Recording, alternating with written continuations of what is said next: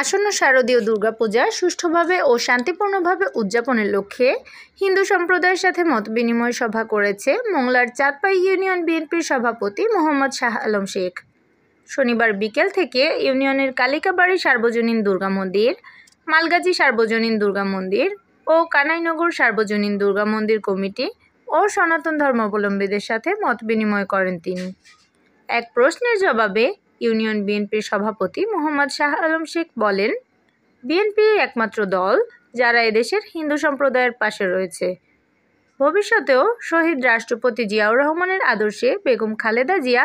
ও তারেক রহমানের নেতৃত্বে বিএনপি হিন্দু সম্প্রদায়ের পাশে থাকবে। সাম্প্রদায়িক সম্প্রীতির ঐতিহ্য অটুট রয়েছে, তাই সবাই শান্তিপূর্ণ আনন্দঘন পরিবেশে দুর্গাপূজা উদযাপন করতে কেন্দ্রীয় নির্দেশনায় এই মতবিনিময় সভা অনুষ্ঠিত হয়। বাংলাদেশ জাতীয়বাদী দল একটা সিদ্ধান্ত নিচ্ছে, সেটা হচ্ছে শারদীয় যে দুর্গাপূজা এর সর্বনিরাপত্তার দায় দায়িত্ব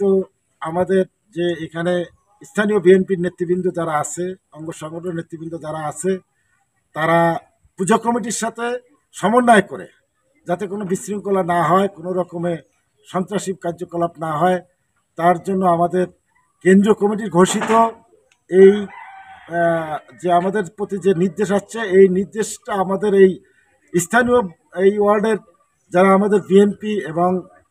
ছাত্রদল যুবদল যারা আছে তাদের নিয়ে আমরা এই মন্দির কমিটির যারা পূজা কমিটি আছে তাদের নিয়ে একটা সমন্বয় করে দেওয়ার জন্য, যাতে কোনো রকম বিশৃঙ্খলা সৃষ্টি না হয়, তার নিরাপত্তার দায় দায়িত্ব বাংলাদেশ জাতীয়বাদী দল নিবে। এই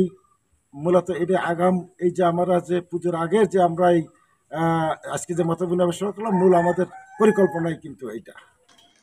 এ সময় অন্যান্যের মধ্যে উপস্থিত ছিলেন ইউনিয়ন বিএনপির সাধারণ সম্পাদক আব্দুল হাকিম বাচ্চু, যুবদল নেতা খালিদ মাহমুদ সোহাগ, ইউনিয়ন বিএনপির সাংগঠনিক সম্পাদক আবু সাইদ শেখ, কানাইনগর মন্দির কমিটির সাবেক সভাপতি তারাপদ বিশ্বাস, বর্তমান সভাপতি দেবাশিস বিশ্বাস, পূজা কমিটির সাধারণ সম্পাদক নরেন্দ্রনাথ অধিকারী, ওয়ার্ড বিএনপির সভাপতি মোহাম্মদ নজরুল কাজী, সাধারণ সম্পাদক মোহাম্মদ নজরুল শিকদার, মালগাজী পূজা উদযাপন কমিটির সভাপতি বাবু অঞ্জন রায় এবং কালিকাবাড়ি পূজা উদযাপন কমিটির নেতারা। Desk report, Mongla post.